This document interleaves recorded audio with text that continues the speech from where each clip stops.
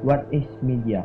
The simple answer is that it's a form of mass communication through broadcasting, publishing, and the internet.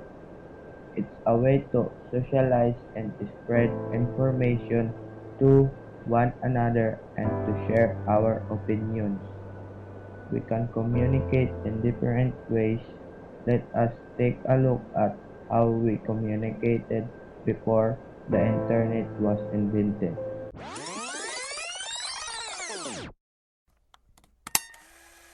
The first major way to communicate to the masses was through print media.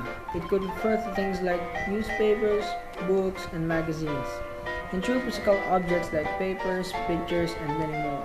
You can think of this as a way to communicate by scribing our words on objects that we can pass on to other people, therefore sharing not by our words directly, but through objects.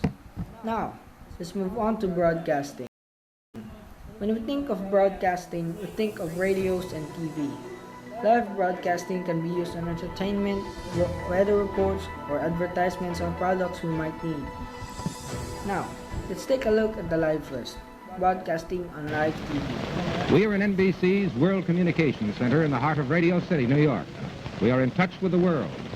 We'll tell you what's happening today. My name is Jack Lascula. And here is Dave Garrell.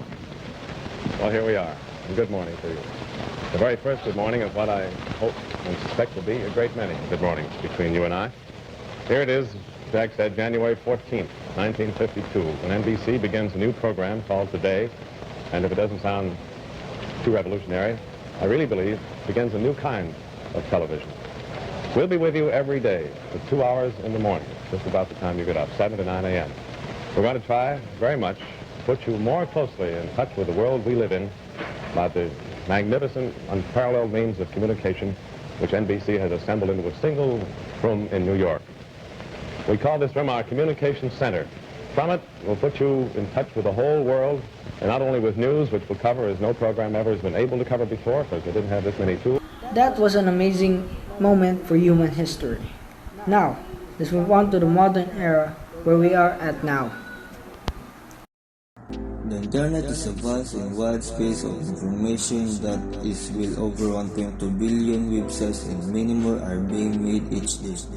We can talk, play online games, watch videos, have access to all the information the world has to offer.